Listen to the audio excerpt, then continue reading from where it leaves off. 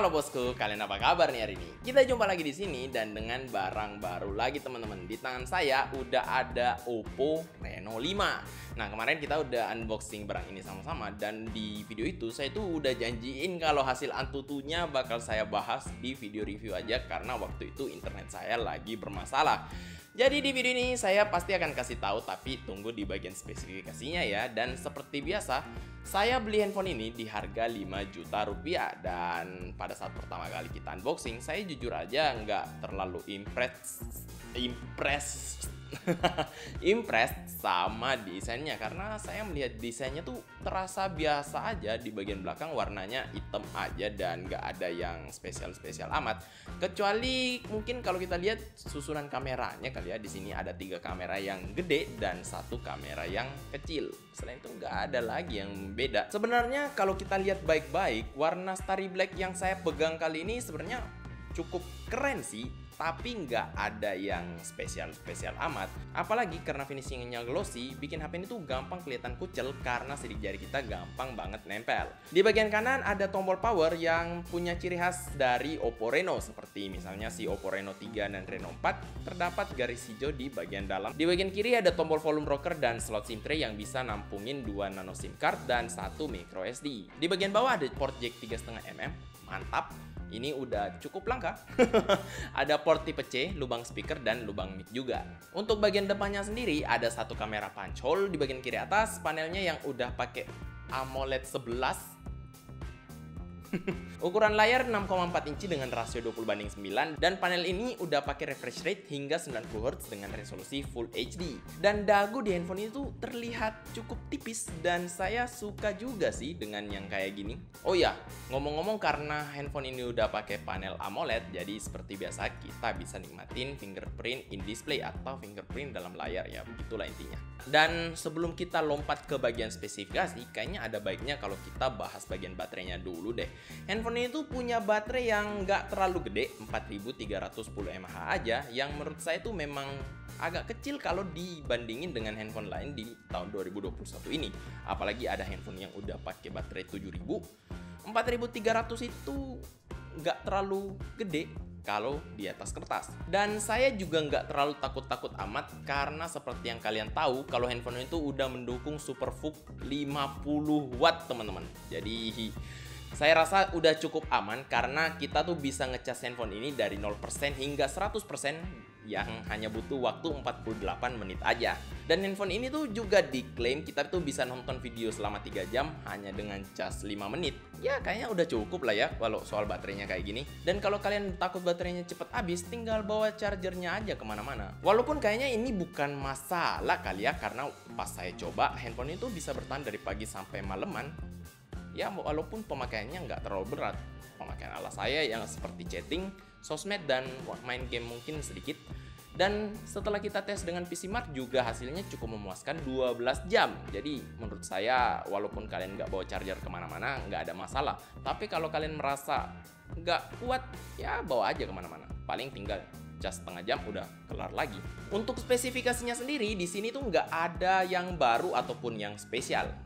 Prosesornya pakai Qualcomm Snapdragon 720G, 8 nanometer, 2,3 GHz. GPU-nya pakai Adreno 618, RAM-nya 8GB, ROM-nya 128GB, baterainya ya udah kita sebut tadi. Dan seperti yang saya janjikan, skor Antutu yang dihasilkan adalah sekitar 280 ribuan teman-teman. Dimana skor Antutu ini nggak bisa dibilang gede banget di tahun 2021, tapi juga nggak bisa dibilang kecil banget. Nah, di sini yang agak bikin saya kecewa adalah RAM-nya yang cuma tersisa 3GB aja saat idle. Padahal RAM yang ada atau yang terinstall di sini adalah 8GB. Jadi yang terpakai itu lebih dari setengah. Banyak banget ya. Dan kalau kita lihat bagian ROM-nya sih cukup lega aja karena walaupun saya install beberapa aplikasi untuk review, di sini masih tersisa sekitar 100 GB. Ya cukup lah untuk nyimpen-nyimpen foto-foto kalian yang banyak banget itu. Untuk performanya sendiri, seperti misalnya multitasking, main sosmed, dengerin musik, nonton film, dan baca-baca berita, nggak ada masalah banget.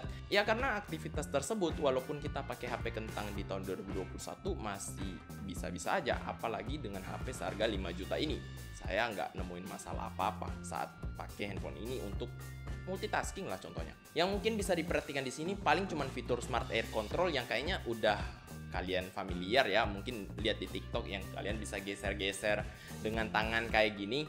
Tapi di sini aplikasi yang bisa kita pakai untuk aktifin fitur ini pun terbatas, teman-teman. Cuman bisa YouTube, Facebook, dan TikTok aja. Tapi di sini kita juga bisa pakai untuk ngangkat telepon sih. Mungkin tambahan yang bagus. Untuk dipakai main game juga HP ini oke banget ya. Main game PUBG atau COD settingan grafik rata kanan udah mantep banget, apalagi karena handphone ini udah support 90Hz. Tampilan layar yang dihasilkan jadi lebih smooth. HP ini juga dukung fitur Dolby Atmos yang bikin suaranya jadi terasa lebih bagus, walaupun mungkin kalau kalian bandingin dengan yang biasanya bakal nggak terlalu terasa lah bedanya. Yang mungkin agak beda di sini, HP ini tuh diklaim punya multi cooling system, yang katanya kalau kita main game nggak terlalu panas, ya memang sih nggak terlalu panas. Tapi multi cooling system mungkin gimmick atau enggak, ya kalian lah yang memutuskan. Selain itu, untuk kecepatan sidik jari yang ada di dalam layar dan juga face unlock-nya terasa cepat, nggak usah diragukan karena seperti HP Oppo pada umumnya, ini tuh selalu bekerja dengan baik dan akurat.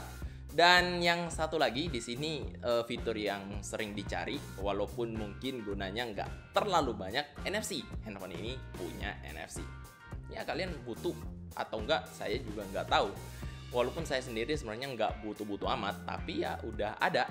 Dan sekarang kameranya, teman-teman. Nah, seperti yang kalian tahu, HP Oppo selalu punya kamera yang bagus banget bagian selfie-nya. Dan handphone ini punya kamera selfie satu aja dengan resolusi 44 megapiksel. Yang hasilnya tuh sulit untuk dikomentari. Ini dia contohnya, teman-teman. Langsung aja kalian lihat.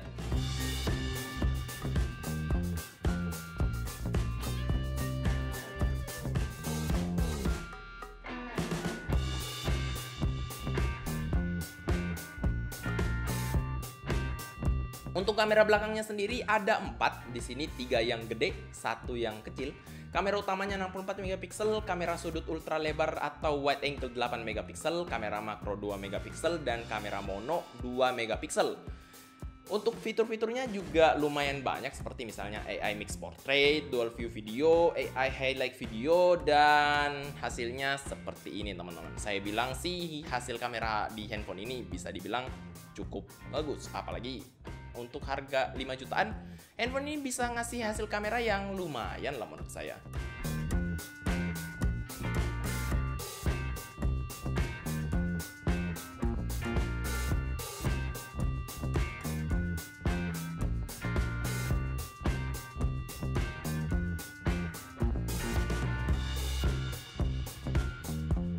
Dan sekarang kesimpulan saya mengenai handphone ini adalah handphone ini tuh bisa dibilang cukup bagus, teman-teman.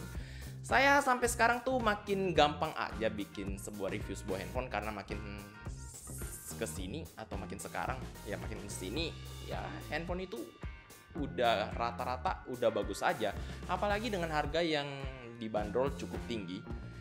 Ekspektasi tuh bakal ya udah cukup tinggi juga, dan handphone ini bisa deliver lah atau bisa ngasih saya kesan yang cukup bagus. Nggak ada yang aneh-aneh di handphone ini. Saya pun merasa handphone ini cukup solid di harga 5 juta rupiah. Mungkin concern saya hanya ada di bagian RAM-nya aja yang cuma tinggal 3 GB, walaupun RAM yang tersedia harusnya 8 GB. Yang terpakai saat idle lebih dari setengah, itu kayaknya agak terlalu banyak sih. Walaupun Color OS memang bisa dibilang salah satu OS favorit saya atau antarmuka favorit saya, tapi kayaknya ini terlalu banyak makan RAM ya. Dan apakah saya merekomendasikan handphone ini? Sebenarnya untuk rekomendasi gampang banget untuk ngerekomendasiin handphone ini, karena semuanya ada. Desainnya simple elegan, kameranya oke, bagus, layarnya bagus, spesifikasinya cukup. Tapi jujur aja nggak ada yang terlalu baru di handphone ini. Jadi kalau kalian merasa mau main aman, Saya bisa merekomendasikan sih handphone ini, tapi kalau kalian merasa mencari sesuatu yang baru dalam sebuah handphone, kayaknya ini bukan untuk Anda. Jadi mungkin segitu aja dulu untuk video review kali ini untuk si Oppo Reno 5. Kalau kalian suka dengan video ini, langsung aja hajar tombol like dan subscribe di bawah. Jangan lupa untuk share video ini ke semua sosmed teman-teman, dan itu bakal membantu saya banget sih. Jadi kalau kalian gak suka dengan video ini juga, kalian tahu lo harus ngapain. Kalau gitu, saya Ferry undur diri. Kita ketemu lagi di video selanjutnya. Bye-bye. Di sini studio baru, keren ya. Udah dibikin baru loh. Komentar di bawah ya.